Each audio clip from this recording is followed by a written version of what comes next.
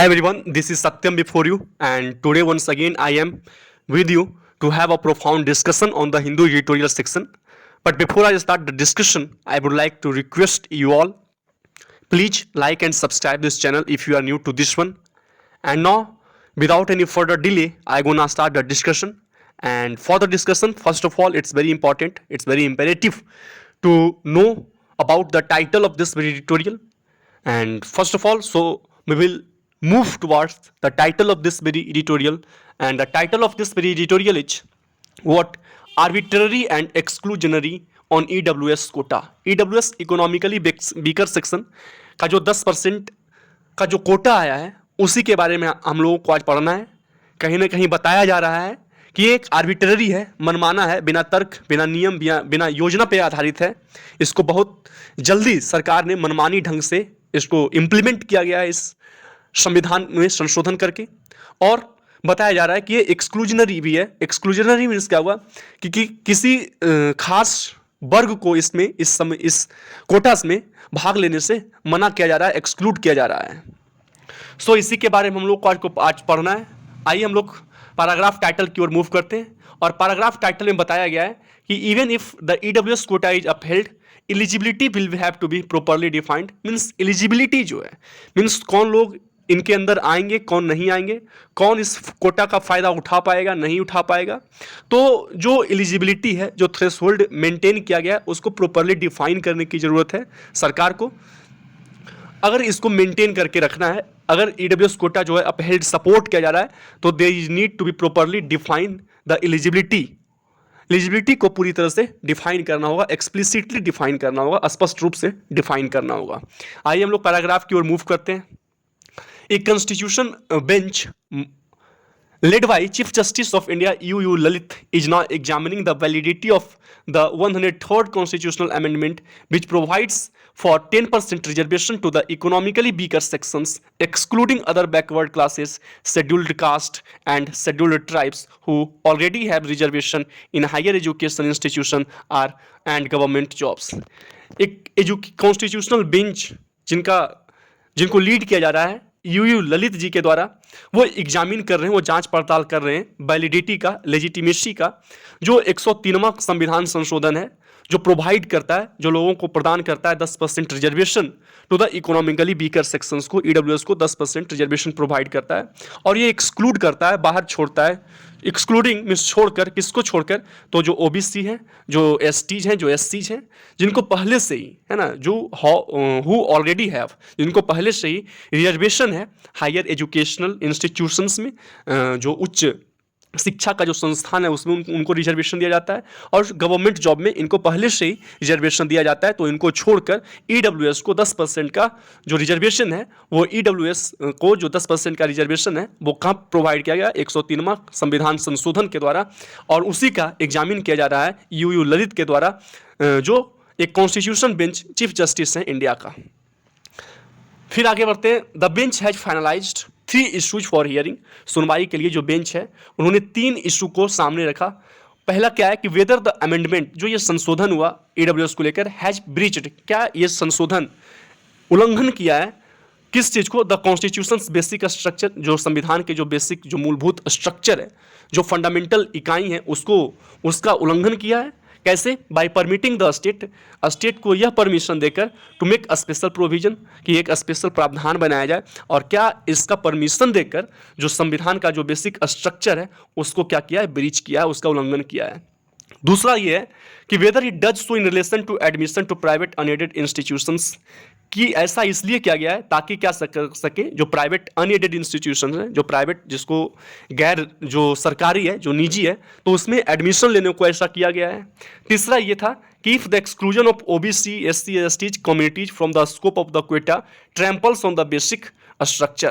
क्या करता है कि जो एक्सक्लूजन किया जा रहा है, तीसरा तीसरा जो मुद्दा था सुनवाई के लिए वो ये था कि अगर आप एक्सक्लूजन करते हैं, वो किसी को छोड़ते हैं, और किसको छोड़ते हैं, ओबीसी एससी एसटी को, कम्युनिटीज को, इस स्कोप से, इस कोटा से, वो क्या डैमेज करता है जो बेसिक स्ट्रक्चर है संविधान का। क्योंकि संविधान में कहीं भी आर्थिक रूप से कोटा देने का बात नहीं किया गया है, वो सामाजिक और जो सामाजिक रूप से जो पिछड़े लोग हैं उनको रिजर्वेशन देने का उसमें बात कहा गया है। तो ऐसा करके हो सकता है कि कहीं ना कहीं जो बेसिक स्ट्रक्चर है हमारे संविधान का उसको ट्रैम्पल करने का, उसको डैमेज करने का डैमेज किया जा रहा हो।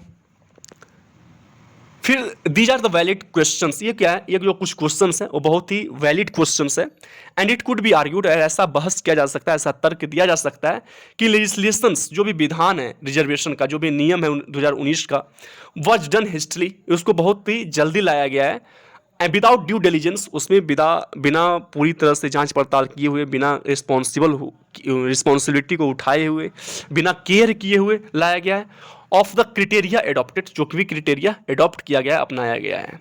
फॉर एग्जाम्पल के तौर पे देखा जाए, जो setting of an annual family income of 8 lakh, जो ये सेट किया गया कि ईडब्ल्यूएस के लिए वो एलिजिबल होंगे जिनका फैमिली इनकम जो है 8 लाख होगा एनुअली, एज ए सेलिंग, एक थ्रेशोल्ड की तरह डिटरमाइन किया गया था, एज ए सेलिंग की तरह, if someone belongs in to the EWS is clearly problematic. और ये एलिजिबिलिटी को सेट करना, ये थ्रेशोल्ड को सेट करना, ये वास्तव में क्या है, प्रॉब्लमेटिक है, वास्तव में प्रॉब्लम को क्रिएट करता है। फिर if available consumer expenditure surveys such as the NSSO report, अगर एनएसएसओ का रिपोर्ट देखा जाए, नेशनल सैंपल सर्वे ऑर्गेनाइजेशन है, अगर उनका रिपोर्ट देखा जाए तो की indicators of house hold consumer expenditure, ये एनएसएसओ क्या है, एक की इंडिकेटर है किस चीज़ का, हाउस होल्ड कंज्यूमर एक्सपेंडिचर का 2011-12 में, आर रिलाइड ऑन, अगर इसके रिपोर्ट पे भरोसा किया जाए तो a large chunk of population, means population का एक बड़ा हिस्सा विल बी एलिजिबल होंगे, योग्य होंगे रिजर्वेशन के लिए in the below RS 8 lakh, जो 8 लाख का जो थ्रेशोल्ड, जो सेलिंग बनाया गया था, जो लाया गया था, तो उसके लिए एक large chunk of population, means population का एक बहुत बड़ा हिस्सा इनके लिए एलिजिबल हो जाएंगे AWS कैटेगरी के लिए, and not just the truly deserving sections of the poor, और उनको ही छोड़ दिया जाएगा जो वास्तव में डिजर्व करते हैं, उनको, सिर्फ उनको ही नहीं, है ना, जो वास्तव में डिजर्व करते हैं उनको ही नहीं, बल्कि लार्ज चंक ऑफ पॉपुलेशन इनके अंदर आ जाएंगे। But a government appointed committee, government के द्वारा अपॉइंटेड कमिटी, उन्होंने सबमिट किया रिपोर्ट को that this ceiling was reasonable, ये सीलिंग जो है, ये थ्रेशोल्ड जो 8 लाख सेट किया गया है वो रीजनेबल है, but it could not be adequately explain, ये एडिक्वेटली मीन्स पर्याप्त रूप से एक्सप्लेन नहीं किया गया है कि हाउ द इनकम क्राइटेरिया, जो इनकम का क्राइटेरिया है वो मोर स्ट्रिंजेंट क्यों है, ज़्यादा कठोर क्यों है than one for OBC creamy layer, जो ओबीसी के जो क्रीमी लेयर है उनके लिए इतना कठोर क्यों है। ऑल्सो बात ये भी है कि जो 8 लाख का फिगर है did not correspond to any data, ये किसी डेटा पे कोरेस्पोंड नहीं करता है on the estimated number of EWS person, EWS के जो लोग हैं उनका एस्टिमेटेड पर्सन है in the population with incomes related to, population में जो इनकम इससे रिलेटेड है, इससे कोई कोरस्पॉन्डिंग नहीं मिलता है। जो पिटिशनर्स हैं, जो याचिका करता है, हैव ऑल्सो आर्ग्यूड, उन्होंने ये भी आर्ग्यू किया, क्या किया कि that the net effect of the exclusion का जो इफेक्ट आया है ऑफ बैकवर्ड क्लासेज और SC ST को आप जो एक्सक्लूड कर रहे हैं एस्पिरेंट को, किस चीज से, तो EWS से, हैज बीन दैट, वो ये रहा that they are not denied, अब उनको क्या किया जा रहा है, डिनाई किया जा रहा है एन अपॉर्चुनिटी, अवसर को उनको अब उनको अवसर नहीं मिल रहा है, किस चीज़ का अवसर नहीं मिल रहा है, to compete in the general category, कि वो जनरल कैटेगरी में कम्पीट कर सके, to the extent of 10% in effect, to the extent of 10% के इफेक्ट में, limiting the quota to the forward classes, क्या कर सके, जो लिमिटिंग कर सके कोटा को फॉरवर्ड क्लास में। This is a valid argument, ये जो आर्ग्यूमेंट है, ये जो तर्क है, कहीं ना कहीं क्या वैलिड है। If the court agrees to maintain, अगर कोर्ट जो है सहमत होती है इस बात से कि इसको मेंटेन किया जाए, that reservation can be provided on economic basis, कि रिजर्वेशन जो है वो इकोनॉमिक बेसिस पे प्रोवाइड किया जाए, इस बात से अगर कोर्ट सहमत भी हो, something that has been explicitly denied, कुछ है जो स्पष्ट रूप से डिनाई किया गया है सो फार अब तक, with only social and educational backwardness being mention, कि संविधान में हमारा जो क्या है, सिर्फ सोशल और एजुकेशनल बैकवर्डनेस जो है मेंशन किया गया है संविधान में, एंड रिआइटरेटेड इन सेवरल जजमेंट, और इस बात को बहुत सारे जजमेंट में दोहराया गया है, बार बार कहा गया है। Excluding people of certain communities, means किसी खास कम्युनिटी के लोगों को एक्सक्लूड करना फ्रॉम दिस बेनिफिट, इस बेनिफिट से, despite their belonging to the EWS, उनके ईडब्ल्यूएस कोटा में बिलोंग होने के बावजूद the EWS renders the legislation discriminatory. इससे क्या होता है, जो ईडब्ल्यूएस है कहीं ना कहीं जो लेजिस्लेशन है, जो विधान है, जो कानून है, उसको डिस्क्रिमिनेटरी बनाता है, उसको भेदभाव करने वाला बनाता है। इन रिसेंट रिक्रूटमेंट, अगर हाल की भर्तियां में देखा जाए और जो इंट्रेंस एग्जामिनेशंस हुआ जैसे कि यूपीएससी और जेई का, जो marks cut off for admission के लिए जो मार्क्स का कट ऑफ था वह लोअर फॉर द ईडब्ल्यूएस के लिए कम था। किससे कम था? दैन डेट ऑफ ओबीसी से, ऐसा देखा गया। सो इन सेंस, अगर सारांश में देखा जाए, अगर इसेंस देखा जाए तो वो क्या है कि if an income criterion for identifying the economically weaker section has to be the basis, अगर इकोनॉमिकली वीकर सेक्शन को डिफाइन करने के लिए आपको क्या चाहिए? इनकम का क्राइटेरिया चाहिए। आपको इनकम के आधार पर ईडब्ल्यूएस को आप ये कर रहे हैं, डिफाइन कर रहे हैं। It must arrive at A clearly determined figure, आपको एक जो डिटरमाइंड फिगर है ना, एक बहुत ही साफ सुथरा, बहुत ही डिटरमाइंड फिगर पे आपको पहुंचना होगा। For limit unlike 8 lakh figure, है ना, for the limit and unlike the 8 lakh figure, जो 8 लाख का फिगर आपने सेट किया है कि हम इनकम के आधार पे, सबसे पहली बात तो है कि हम इनकम के आधार पे ईडब्ल्यूएस को डिफाइन करेंगे, तो आपको एक डिटरमाइंड फिगर पे आना होगा।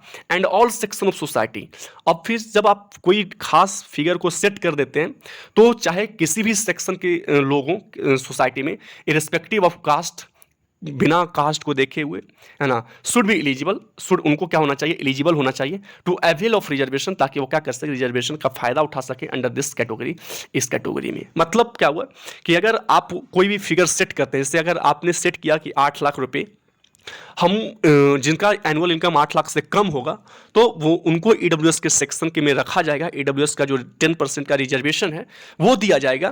तो आपको अगर आप वो सेट कर देते हैं, वो सेलिंग जो है, वो थ्रेशोल्ड अगर आप सेट कर देते हैं, तो उसके बाद आपको क्या है, वर्ग के, हमारे जो समाज है उनके सभी सेक्शंस के लोग, सोसाइटी के सभी सेक्शन के लोग इरिस्पेक्टिव ऑफ कास्ट उनको एलिजिबल होना चाहिए, ताकि क्या कर सके, इस कोटे का फायदा ले सके, है ना, और इस कोटे का फायदा ले सके इस कैटेगरी में आकर। क्योंकि जब इनकम है तो इनकम तो बहुत सारे लोगों का कम हो सकता है, 8 लाख से कम हो सकता है, बट ऐसा करने की जरूरत है। सरकार को जरूरत है कि जो बेंचमार्क है, जो स्टैंडर्ड सेट किया गया है, वो उसको क्या करे, फिर से डिफाइन करे, ताकि क्या कर सके, जो ईडब्ल्यूएस है उनको रीडिफाइन किया जा सके कि कौन इनके तहत आएंगे, कौन नहीं आएंगे।